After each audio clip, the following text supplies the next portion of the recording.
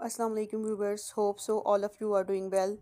And condition of Iman, we have already completed question number 1, 2, 3 and question number 4 of exercise 1.2. Now we have to solve the question number 5, that is if 1 plus iota whole square divided by 2 minus iota is equal to x plus iota y, then find the values of x and y. यानी वो क्या कहता है कि अगर हमारे पास एक value दी हुई है, देखिए आप अगर सवाल में गौर करें, आपके पास एक वैल्यू दी हुई है और उसने कहा है कि वो इक्वल है एक्स प्लस अयोटा वाई के, तो आपने एक्स और वाई की वैल्यू को फाइंड करना है। सिंपल ये देखें, अगर 1 प्लस अयोटा का होल स्केयर है, नीचे 2 माइनस अयोटा है डिवाइड में, which is equal x plus iota y. ये आप समझ लें कि एक्स प्लस अयोटा वाई आपका ऐसे ही चलता रहेगा 2-3 स्टेप में।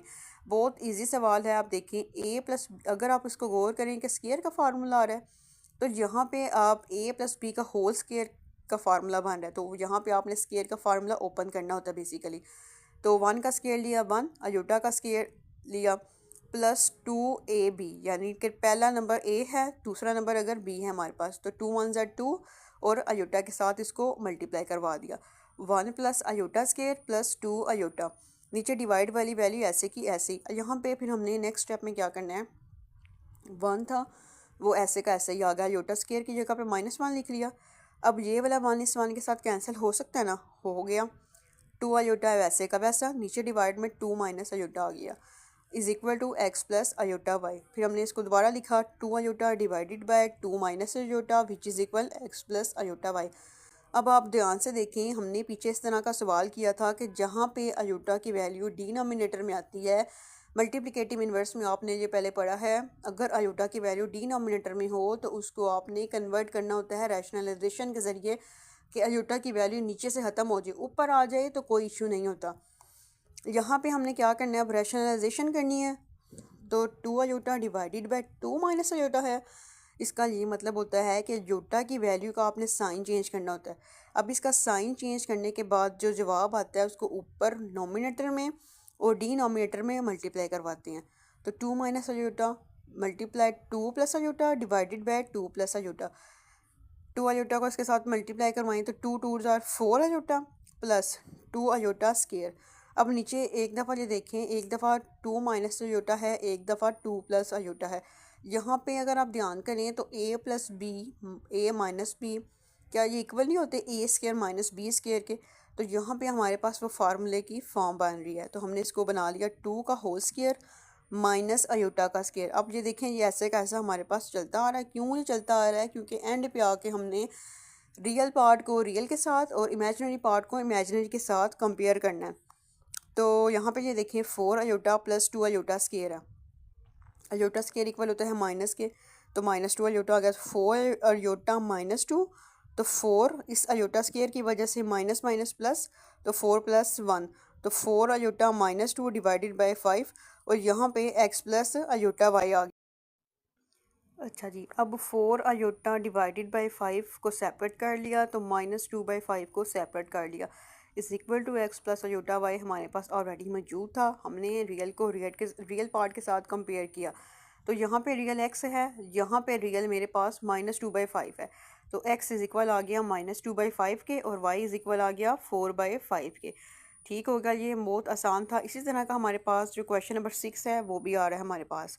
Question number 6 is if 2x plus iota Y, bracket के अंदर था हमारे पास। इस ब्रैकेट का जब भी मतलब होता है ना, आप ये समझ जाया करें कि दोनों जो हमारी वैल्यूज़ हैं वो आपस में मल्टीप्लाई होती हैं। तो 2x plus iota y 1 minus iota which is equal to 4 plus 2 iota, then find the value of x and y. पीछे वाले सवाल में भी हमने यही किया है कि एक्स और वाई की वैल्यू को हमने फाइंड किया है। अब यहाँ पे भी हमने वही सेम स्टेप रिपीट करनी है कि पहले इनको मल्टीप्लाई करवाना है ब्रैकेट के अंदर वाली वैल्यूज़ को, फिर हमने रियल को रियल पार्ट के साथ कंपेयर करवाना है, इमेजनरी पार्ट को इमेजनरी के साथ कंपेयर करवाना है, फिर हमारे पास आंसर आ जाएगा नीचे। अब ये देखें, अगेन वही स्टेप, पहली ब्रैकेट का जो पहला एलिमेंट होगा उसको पहले हमने सेकंड ब्रैकेट के साथ मुकम्मल तौर पे मल्टीप्लाई करवाना है। तो इसके साथ अगर मैं मल्टीप्लाई करवाऊँ 2x को, तो 2x मल्टीप्लाई किया 1 के साथ 2x आ गया, तो 2x को अयोटा से मल्टीप्लाई किया तो plus minus minus 2x iota आ गया। अयोटा y था यहाँ पे, इसको 1 से मल्टीप्लाई करें तो अगेन अयोटा y आता है हमारे पास। तो अयोटा वाई को अगर माइनस अयोटा से मल्टीप्लाई करें तो plus minus minus iota square y, और ये जो इक्वल के साथ वाली वैल्यू है हमारे पास ऐसे ही चलती रहेगी। फिर हम यहाँ पे देखें 2x minus 2x iota plus iota y, इस अयोटा स्केयर की वजह से माइनस माइनस प्लस वाई हो गया। तो अब आपने क्या करना है कि सिंपल वैल्यू को आप सेपरेट कर लें, अयोटा वाली वैल्यू को सेपरेट कर लें। तो 2x plus y plus iota bracket के बाहर y माइनस 2x आ गया, विच इज़ इक्वल हमारे पास 4 प्लस 2 अयोटा ऑलरेडी सवाल में मौजूद था। अब हमने अगेन वही स्टेप करना है कि रियल पार्ट को रियल के साथ और इमेजिनरी पार्ट को इमेजिनरी के साथ कंपेयर करना है। तो लिखते हैं by comparing real and imaginary parts 2x plus y is equal to 4 equation number 1 बन गई। तो y minus 2x is equal to 2 second equation बन गई। अब हमारी मर्ज़ी होती है, हमारे पास अगर इक्वेशन आ रही होती है उनको आप ऐड कर लें या उनको आप सब्ट्रैक्ट कर लें, लेकिन हमने फाइंड x या y की वैल्यू करनी होती है। अब दोनों को ध्यान से देखिए, यहाँ पे जो माइनस 2x है वो नेगेटिव है, यहाँ पे जो 2x है वो पॉजिटिव है। अगर मैं इक्वेशन नंबर 1 को इक्वेशन नंबर 2 में ऐड करती हूँ, यहाँ पे देखें इस तरह हमने लिख लिया, तो दोनों आपस में कैंसिल हो जाते हैं। तो सिंपल तरीके से मेरे पास y की वैल्यू निकल आएगी। तो यहाँ पे मैंने लिखा 2x plus y is equal to 4 minus 2x plus y is equal to 2। ये वाला प्लस 2x इस माइनस 2x के साथ cancel, plus y is equal to 2y। तो यहाँ पे 4 प्लस 2 इज़ इक्वल होता है 6 के।